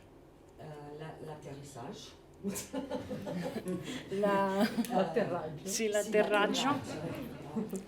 Et de ce côté-là, là, À droite. et là, on considère la chute. Donc, c'est... E anche un clin d'œil à un film. Ma per dire que c'est pour dire qu'en fait, il y a, pour moi, c'est aussi comme, je me sens plus proche peut-être de ce que va dire Nassim, pour moi l'important c'est le processus, c'est pas le résultat. Et là on se rejoint, ça veut dire que c'est pas une question de productivisme, mais plutôt d'un processus engagé, d'un mouvement, d'une mise en marche. Et ce processus fait partie de l'art, de la création, de tout acte créatif, qu'il soit verbal ou non, il engage un mouvement. Et être en mouvement, c'est de toute façon positif parce que c'est vivant. Et dans ce sens-là, on va vers un changement. Donc pour moi, c'est ça, c'est de ce sens-là que je comprends cet acte thérapeutique entre virgolettes, du processus de l'acte créatif, qu'il soit professionnel ou non. Mais je pense que quelqu'un a dit, je ne sais pas si c'est Jung ou pas, toi tu sais mieux que moi, mais les artistes seront sauvés. Et je pense que d'un côté c'est vrai, parce qu'on peut s'échapper. Il y a un taux de suicide très fort chez les artistes. Ouais. Chez les gens en général. C'est troubles psychiatriques en général, mais pour plein de raisons différentes. Non, vraiment. Ça Probablement le même processus, pardon, excuse-moi. Non, vas-y, vas-y. Non, mais il y a des choses qui sont très similaires. Tu disais, il y a beaucoup de suicides chez les artistes. Il y a beaucoup de tous les troubles psychiatriques chez les artistes. Vraiment, pour plein de raisons différentes, qui tiennent presque à la nature humaine, j'ai l'impression. Je ne sais plus qui c'est qui disait que c'était un air de famille. Il y avait un air de famille entre la création et la folie. Je ne sais plus qui c'est qui disait ça. On est encore dans des citations approximatives, désolé. Mais il y a vraiment quelque chose comme ça, quoi. Voilà. Ça évoque encore l'une ou l'autre personne des choses.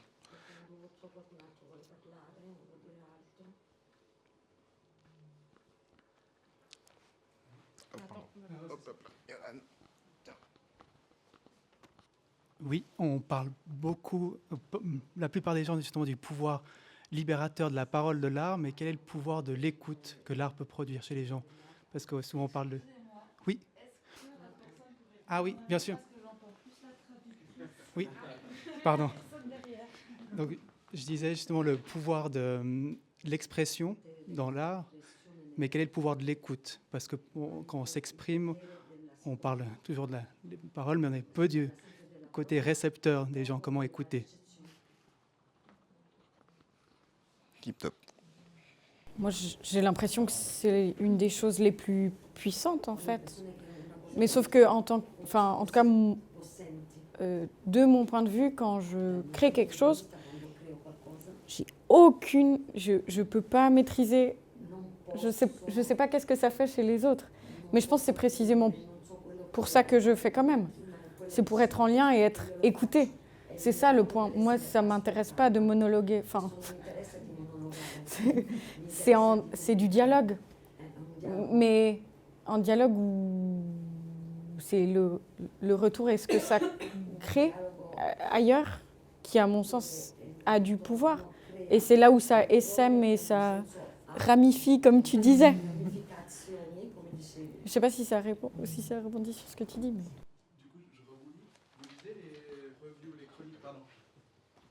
Vous lisez les chroniques de vos bouquins ou les étoiles sur les plateformes d'écoute?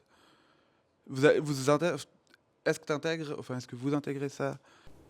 C'est plus important pour moi ce que les personnes qui ont écouté me disent que les médias. Mais après, ça, c'est aussi parce que je suis fâchée.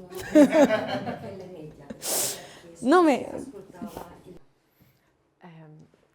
Posso rispondere anche alla domanda? Nella performance che abbiamo fatto prima è proprio uscito da un nostro dialogo che il silenzio ti dà anche la possibilità di ascoltare e per me è importante quando faccio delle ricerche per poi presentare una performance dove racconto o condivido una memoria collettiva. È importantissimo per me ascoltare, quindi nel processo c'è l'ascoltare per poi sapere cosa raccontare. Di solito non racconto di me, ma grazie all'ascolto degli altri riesco a trovare anche delle risposte anche per me e per... ma sì, volevo solo dire che la parte dell'ascolto è una parte essenziale, importante, sì. Yes. Merci, je suis aussi un petit peu venu ici par hasard. Je vais être totalement transparent avec vous, c'est pas du tout mon genre de milieu, je fréquente pas ce type de conférences. Je préfère aller voir Transformers au cinéma habituellement, mais Cécile nous a dit de venir, ça allait nous plaire, et pour le coup, c'est réussi, le challenge est surmonté, ça m'a plus que plu et ça a suscité ma curiosité. Voilà. Mais il y a un truc qui a vraiment beaucoup suscité ma curiosité, c'est quand tu as dit, ton collectif s'est présenté à une élection pour... Ah, c'était ça ta question aussi? C'était une élection pour être maire ou en tout cas diriger ta commune, ton village ou quelque chose comme ça. Ouais. Il me rend un peu curieux parce qu'on a envie de dire que c'est une démarche artistique qui a un but peut-être de dénoncer quelque chose ou de changer quelque chose. Mais j'ai aussi l'impression que ça reste de la politique malgré tout parce que si je prends, je sais pas, un groupe communiste qui rêverait de tout raser, de recommencer, ou c'est aussi des artistes dans ce cas-là, si je prends ça sous cet angle-là. Donc est-ce que vous vous considérez comme politicien? Of course, of course, that's the main principio, nel senso, principalmente siamo cittadini che possiamo candidarci alle elezioni, mettendoci nelle scarpe di politici, ma attraverso un approccio che avviene dalla pratica artistica, con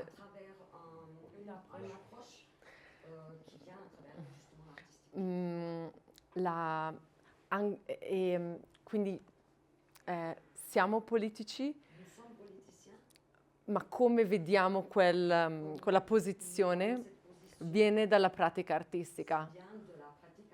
Quindi quell'idea di leadership, l'idea della politica come una responsabilità, l'idea di come analizzare i bisogni di un territorio, lì ci aiuta la pratica artistica, ma rimane in tutto e per tutto un progetto politico, il ruolo è politico, assolutamente. Ed è quello un po' che spiega quello che dicevo prima, che mi piace portare la mia pratica artistica fuori dal dal campo dell'arte, e entrare in altri campi, in questo caso il governo locale di un piccolo paesino di 1100 abitanti. Sì, ti ho risposto. Super.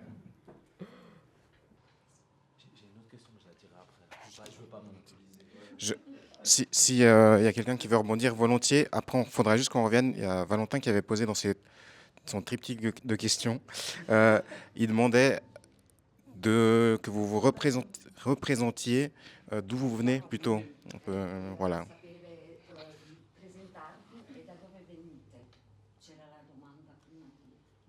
Mais je crois que plutôt dans le Tu dis socialement. Socialement, ouais.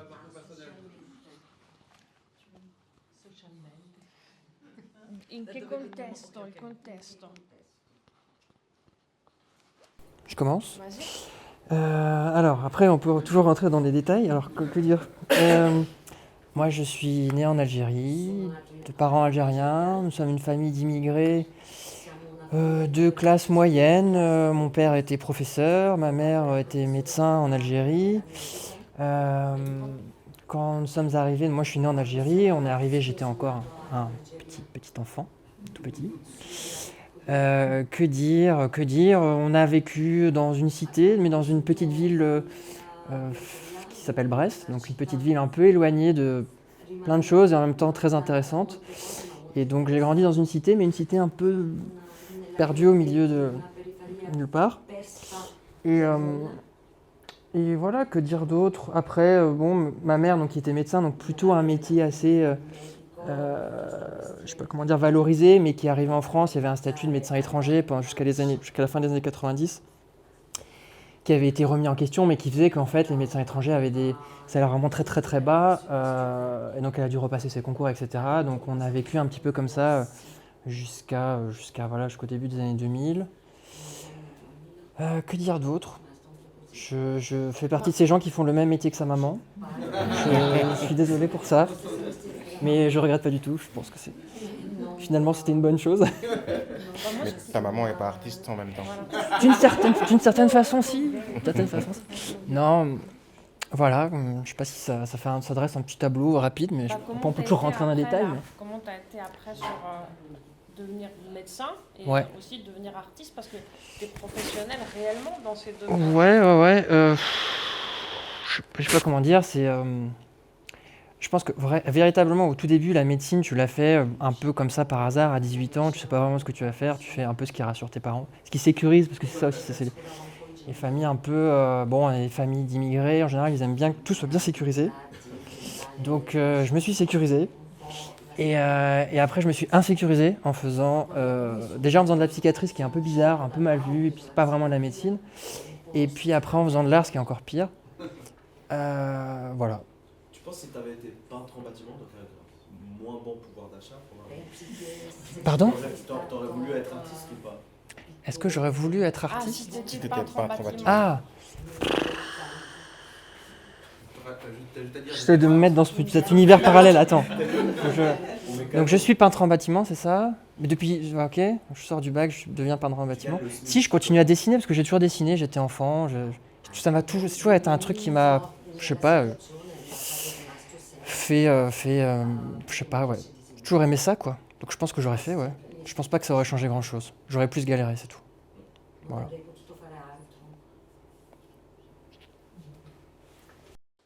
Peut-être Aline aussi sur la même question sur l'origine ou parcours social, d'où tu t'exprimes. De toutes les générations qu'on peut remonter dans ma famille, je viens de la même commune valaisanne de Montagne, pur produit aussi. Donc, pas beaucoup d'ouverture, mais un très fort ancrage local et territorial. Père cheminot, mère enseignante en primaire. J'ai fait le collège parce que j'avais des bonnes notes. Et j'ai galéré au collège, c'était beaucoup d'oralité pour moi. Et direct après, j'ai regardé ce qu'il y avait pour aller à l'Uni, mais j'ai fait un CFC. Ce qui m'intéressait, c'était la communication, la pub. J'ai fait conceptrice multimédia. Et malheureusement, ça m'a vraiment coincée dans la vie de faire ce CFC. Et du coup, c'est la raison pour laquelle l'AI a refusé des interprètes après quand j'ai voulu faire des études tertiaires. Parce que dans leur loi, du moment qu'on a un CFC, on est autonome sur le marché du travail. Et donc, ça m'a pris 10 ans pour trouver une solution. Et entre-temps, donc, sur le marché du travail, avec mon CFC, j'ai eu des très bonnes années comme photographe, même si c'était dans la pub. J'étais salariée dans des agences de pub. Et après, j'étais indépendante très vite parce qu'en tant que personne sourde, dans un cadre de travail salarié, c'est une catastrophe. Il y a des collègues, il y a des réunions, enfin... Ouais. Indépendant, j'ai eu des très belles années, photographe, graphiste, etc. Et après, j'étais bloquée dans cette normalisation. Je suis partie comme artiste. J'ai eu un choc un jour. J'étais en Islande, dans la nuit, dans le froid. Et puis, mon corps a lâché. Toute la suradaptation, toute la normalisation, boum, voilà. Je suis rentrée ici, j'ai dit, maintenant, je suis artiste. Donc, cadre sécurisant, insécurisant. Et Et paradoxalement, c'est le fait d'être artiste qui m'a permis de reprendre des études. Ben, j'ai pu dire à l'AI, CFC, j'étais largement tout du minimum vital. Et donc en fait, l'AI m'a fait passer en reclassement professionnel juste pour payer les interprètes pour la formation. Ils ne m'aident pas du tout pour la formation, mais moi j'ai le financement des interprètes, mais c'est profondément humiliant d'être en reclassement professionnel. Et donc voilà, voilà un petit peu mon parcours. Là, je suis au niveau master, mais c'était vraiment un parcours un petit peu. Et Salomé, justement, c'est quand tu as mentionné que ta mère vous laissait à la bibliothèque pour partir pour faire ce qu'elle avait à faire durant la journée, qui a titillé Valentin sur la question des origines du parcours. Alors, est-ce que tu peux étoffer là-dessus? Oui, alors moi je suis née donc, à 20 km de Paris, d'un père allophone, donc qui ne parlait pas la langue dans laquelle nous vivions, puisqu'il était d'origine russe et qui venait d'arriver, enfin soviétique, et qui venait d'arriver en France quand ils ont eu des enfants. Donc j'ai grandi dans un milieu biculturel, mixte, comme on appelle ça. Et alors je fais ma journaliste une minute, mais il y a un livre que je recommande qui est très intéressant de Rosa Montero qui s'appelle « Les dangers de ne pas être folle » et qui essaye d'analyser ce qui fait les points communs entre les artistes. Elle parle beaucoup des écrivains et des écrivaines, et entre autres, elle parle que ce qui regroupe souvent les autoristes, c'est l'idée d'une perte dans l'enfance, d'une rupture ou d'une perte. Alors ça peut être de plein d'ordres, ça peut être la perte d'un pays, ça peut être la perte d'une sécurité affective, d'une fonction sensorielle, et que peut-être parfois la pratique artistique est une manière de chercher à cet endroit, ou enfin pas retrouver, mais en tout cas quelque chose qui parfois vient de là. Et je pense qu'en tout cas, l'exil ou être issu de l'immigration touche à la perte de quelque chose, d'un pays qu'on n'a pas connu, qu'on a perdu. Le langage aussi, je pense que le plurilinguisme m'a rapprochée de l'écriture. Voilà. Et sinon, le fait de grandir comme fille adolescente dans les années 90, entourée de modèles féminins qui ont souvent terminé à l'hôpital psychiatrique, comme Britney Spears, Ophélie Winter, qui est un personnage de mon roman. Voilà, ça m'a aussi poussée à interroger quels étaient les modèles qu'on nous avait mis. C'était le creux de la vague féministe et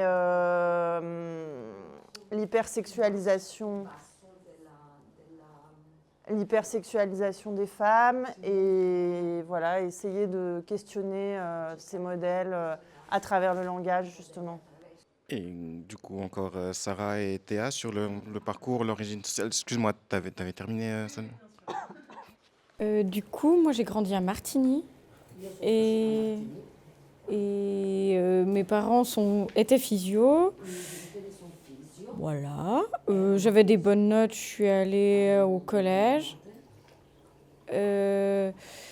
Après j'ai fait l'uni, mais je savais pas trop qu'est-ce que je voulais faire à part avoir un métier. Donc c'est un peu vrai, hein.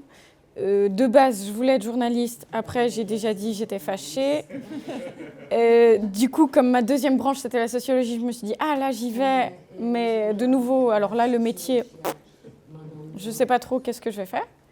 En l'occurrence, j'ai fait un peu de recherche en sociologie.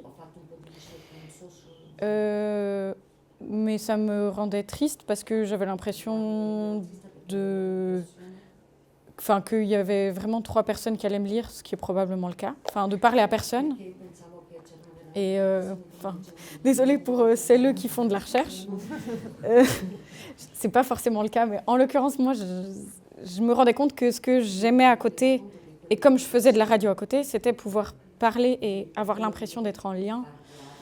Et que ce que j'aime le plus, c'est les histoires.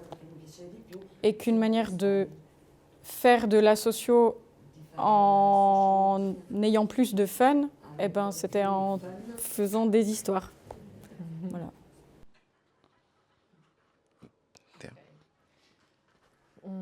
Sono cresciuta in montagna, in questo paesino piccolissimo, 1200 abitanti. I miei genitori sono cresciuti lì, i miei nonni sono cresciuti lì, i miei bisnonni sono cresciuti lì e io quando avevo 14 anni volevo solo andarmene via da quel paesino. Quindi ho scelto arte perché c'era solo in città e quindi dovevo andarmene a studiare arte. E poi proprio grazie ai miei progetti artistici, ai miei studi, ho viaggiato molto, ho vissuto a Budapest, a Rotterdam, adesso vivo in Finlandia proprio per portare avanti la mia pratica perché in Finlandia, la Finlandia vede proprio l'arte come un lavoro, è considerato un lavoro e riesce ad avere uno stipendio d'artista.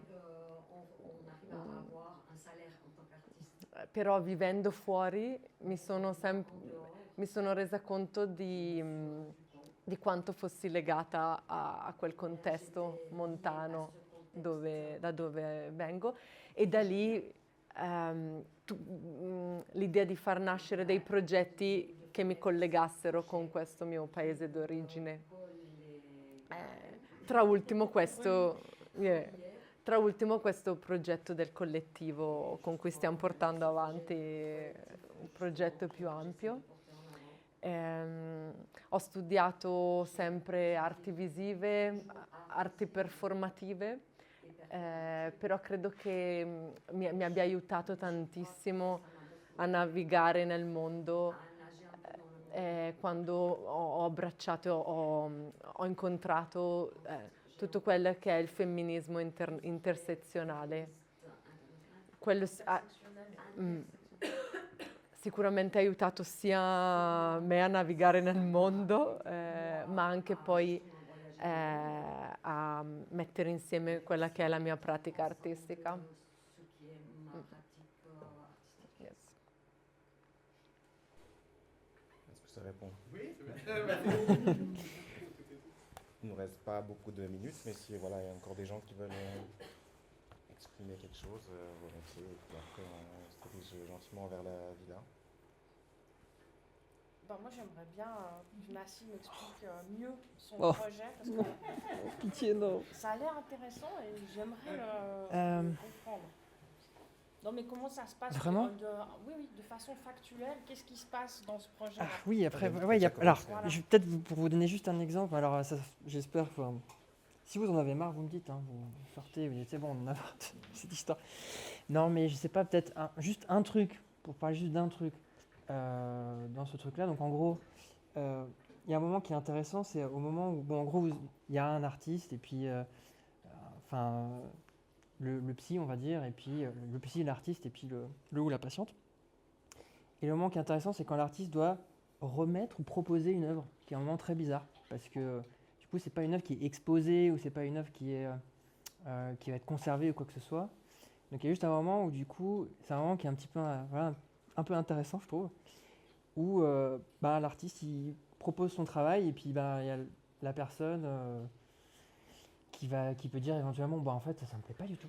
C'est vraiment, non, votre truc là, C'est une œuvre qui est créée pendant le processus, c'est ça que moi j'ai pas compris. Ouais. Comment ça se passe? En fait, l'artiste, il fait un peu ce qu'il veut, c'est-à-dire il peut juste venir, s'asseoir, rien dire, il peut participer aussi, il peut échanger, enfin c'est vraiment, c'est assez relationnel, donc ça dépend en fait à chaque fois du petit groupe qui se fait. Et donc en fait, soit effectivement il peut travailler pendant, ou alors il travaille à l'extérieur, on va dire, de ce moment-là, un peu de mini-résidence, on appelait ça une mini-résidence, bon, voilà. Et donc voilà, mais juste pour dire que voilà, c'est une façon de voir un petit peu les œuvres d'une autre façon, et là je trouve que la façon, juste au moment où tu présentes ton travail, c'est un truc que j'ai trouvé un peu bizarre et un peu intéressant, quoi, ce moment-là où tu montres ton travail à quelqu'un je sais pas, je trouvais que c'était un petit peu, voilà, c'est peut-être un truc qui montre un petit peu l'idée qu'on a de ce projet. Mais du coup, au niveau de ta pratique, dans les deux côtés, et qu'est-ce que ça amène à l'aspect thérapeutique qui normalement est plutôt en binôme, d'avoir cette tierce personne qui intervient? Alors, peut-être que je vais essayer de tenter de définir thérapeutique. Mais non, à 3 minutes de la fin. Non, mais si, passe parce que au-dessus sinon- de ça. Non, mais si, il faut, parce que, bon, juste peut-être, et pour revenir à ce qu'on avait dit tout à l'heure, on va dire que thérapeutique, ce serait une espèce de mise en mouvement, c'est-à-dire quelque chose qui n'est pas fixé, figé, voilà, déjà, juste ça. Donc ça veut pas dire aller mieux, etc. C'est juste être un peu en mouvement, on va dire, pour donner une espèce de petite définition, quoi. Et du coup, qu'est-ce qu'il y a en plus avec cette troisième personne qui est l'artiste? Qu'est-ce qu'il y a en plus? Enfin, pourquoi? Qu'est-ce qui est tu vois, pour toi, qu'est-ce qui est important? Enfin, je crois que c'est une question d'économie circulaire et aussi une question de mise en mouvement de chaque côté. Oui, exactement. C'est ça, c'est-à-dire qu'en gros, l'idée c'est plus de travail, parce qu'il y a beaucoup de personnes qui font de la performance, c'est un peu ça aussi, c'est-à-dire que c'est créer une situation. Il se trouve que l'œuvre d'art, c'est une espèce d'objet qui va faire une médiation, qui va, voilà, peut-être vouloir dire quelque chose, mais c'est surtout la situation, les interactions qui vont être intéressantes, et le système, c'est-à-dire la place qu'a une œuvre, donc éventuellement un objet, ou c'est pas forcément d'ailleurs un objet, mais dans la relation. Voilà, c'est travailler un peu sur ces questions-là. Et voilà, est-ce que c'est plus clair comme ça? Bon. Je ne sais pas s'il y a quelqu'un qui veut encore dire un mot, mais on voulait quand même laisser une pause. Ouais, mais on va quand même laisser une pause parce qu'à 16h, il y a l'écoute collective du coup des 2 premiers extraits du podcast, de la série podcast de Sarah. Voilà. Ça sera la Villa Mirage, du coup, en face, dans la grande salle pour ceux qui étaient là ce matin à la performance. Sinon, c'est pas très difficile. On se suit, on va ensemble. Hein. Quelqu'un veut conclure? Relancer un débat de 2 heures ou c'est bon? Je peux réexpliquer mon projet sinon. Je plaisante. Exactement, c'est vrai. Non, pas forcément. Bah, merci à vous d'être là, merci à nos intervenantes, intervenants, et puis restez là pour la suite.